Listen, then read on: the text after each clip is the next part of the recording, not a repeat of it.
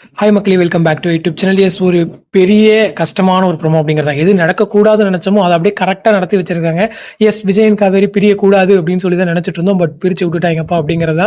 S, இன்னைக்கு promo வந்தாச்சு. பெரிய ஹை வோல்டேஜ் ட்ராக் வருது அப்படிங்கிறது முன்னாடி ஆல்ரெடி அப்டேட் கொடுத்துருந்தோம். எஸ், அதன்படி வந்தாச்சு. எஸ், நம்மளுடைய விஜய் வந்துட்டு காவேரி கூட்டிட்டு வெளியே போகணும், ஃபர்ஸ்ட் ஆஃபீஸ் போகணும்னு சொல்லிட்டு கூப்பிடுவார் இல்லையா, மேலே இருந்து கீழே வா அப்படின்னு சொல்லிட்டு வெளியே வெயிட் பண்ணிட்டு இருப்பாரு. அதை தொடர்ந்து காவேரி கீழே இறங்கி வரவும் இந்த பக்கம் வந்துட்டு இவங்க எல்லாருக்கும் உண்மை தெரிஞ்சிருக்கும். ஹோல் ஃபேமிலிக்கு இது மாதிரி கான்ட்ராக்ட் மேரேஜ் பற்றி தெரிஞ்சு அங்கிருந்து எங்கள் வீட்டுக்கு வந்த உடனே காவேரி போட்டு ஏன் இப்படி பண்ண நடிக்கிறாங்க.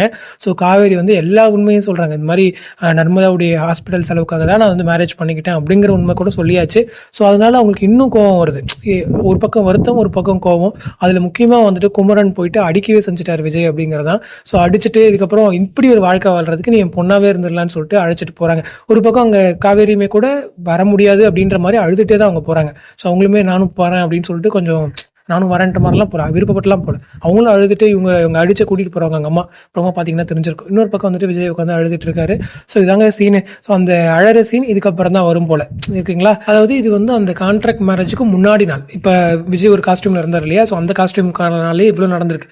இது இல்லாமல் நம்மளுடைய விஜய் அண்ட் குமரன் ரெண்டு பேரும் சண்டை போடுற மாதிரி நிவின் தடுத்து வர மாதிரி ஒரு காஸ்டியூம் இருக்கும் இல்லையா, அது வந்து அடுத்த டே. ஸோ அது இன்னும் ஒரு பெண்டிங் இருக்குது. ஸோ இந்த ஹை வோல்டேஜ் எப்படின்னா அப்புறம் அது வேறு இருக்குது, அது இன்னும் மோசம் தான். கண்டிப்பாக இந்த எபிசோட்ஸ், இந்த ப்ரொமோக்கான எபிசோட ஒரு 2 to 3 எபிசோட் மூவ் பண்ணுவாங்கன்னு நினைக்கிறேன். ஏன்னா பெரிய ஹை வோல்டேஜ் மாதிரி தெரியுது. ஸோ வெயிட் பண்ணுவோம். ஆடியன்ஸ் எல்லாருமே ஏற்கனவே கடும் கோபத்திலாம் இருக்கீங்க. அதுவும் கொடைக்கானல் ட்ராக்லாம் இல்லைன்னு இன்னும் வேறு ஒரு மாதிரி சேரில் இருப்பீங்க.